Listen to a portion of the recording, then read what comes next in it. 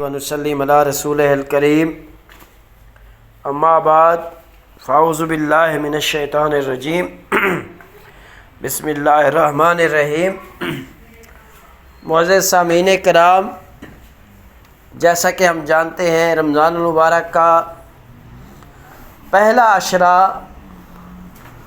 اپنی فیوز و برکات نچھاور کرتے ہوئے اختتام کی جانب بڑھ رہا ہے۔ تو رمضان کا پہلا عشرہ یعنی ابتدائی 10 دن رحمت کا عشرہ کہلاتا ہے۔ قرآن و حدیث کی روشنی میں اس کی بہت بڑی فضیلت ہے۔ جیسا کہ اللہ تعالیٰ نے قرآن مجید کے اندر ارشاد فرمایا کہ شہر رمضان الذی انزل فیہ القرآن ھدی للناس وبینات من الہدی والفرقان، کہ رمضان کا مہینہ وہ ہے جس میں قرآن نازل کیا گیا جو لوگوں کے لیے ہدایت ہے، اور اس میں ہدایت کی کھلی نشانیاں ہیں جو حق اور باطل میں فرق کرنے والے ہیں۔ اس سے معلوم ہوتا ہے کہ رمضان رحمت اور ہدایت کا مہینہ ہے۔ اس کے پہلے عشرے میں اللہ کی بے شمار رحمتیں نازل ہوتی ہیں۔ نبی کریم صلی اللہ علیہ وسلم نے رمضان کے 3 عشروں کو یوں تقسیم فرمایا کہ وَهُوَ الشَّهْرُ أَوَّلُ رَحْمَةٌ وَأَوْسَطُ مَغْفِرَةٌ وَآخِرُ عَتْقٌ مِّنَ النَّارِ، کہ یہ ایک ایسا مہینہ ہے جس کا ابتدائی حصہ رحمت ہے، درمیانی حصہ مغفرت ہے، اور آخری حصہ جہنم سے نجات ہے۔ اس حدیث سے واضح ہوتا ہے کہ رمضان کے پہلے عشرے میں اللہ کی بے انتہا رحمتیں نازل ہوتی ہیں، اور رحمت کے دروازے اللہ کھول دیتا ہے، جیسا کہ حضرت ابو ہریرہ رضی اللہ تعالیٰ عنہ سے روایت ہے کہ نبی کریم صلی اللہ علیہ وسلم نے ارشاد فرمایا کہ جب رمضان آتا ہے تو جنت کے دروازے کھول دیے جاتے ہیں، جہنم کے دروازے بند کر دیے جاتے ہیں، اور شیاطین جکڑ دیے جاتے ہیں۔ تو اس حدیث سے بھی ہمیں یہ معلوم ہو رہا ہے کہ رمضان کے پہلے عشرہ رحمت ہے،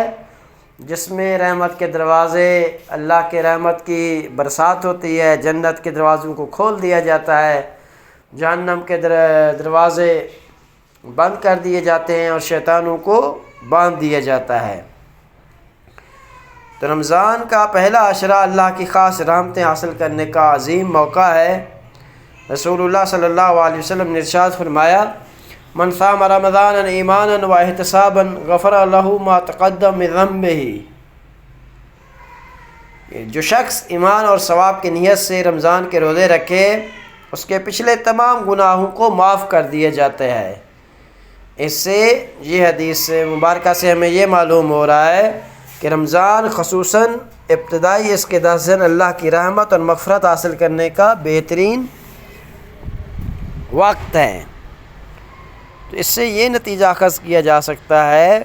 کہ رمضان المبارک کا پہلا عشرہ اللہ کی بے پناہ رحمتوں کے نزول کا وقت ہے۔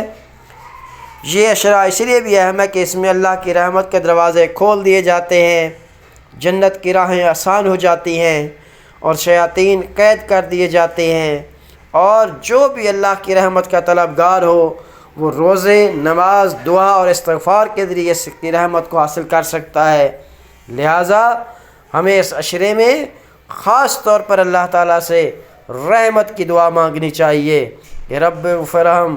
ورحم وانت خیر الراحمین، کہ اے میرے رب مجھے بخش دے، مجھ پر رحم فرما، اور تو سب سے بڑا رحم فرمانے والا ہے۔ اور اسی لیے ہمیں چاہیے کہ ہم رمضان کے اس عشرے میں اللہ کی زیادہ سے زیادہ رحمتوں کو سمیٹیں، اور اپنے لیے دین اور دنیا میں آسانیاں پیدا کرنے کا باعث بنیں۔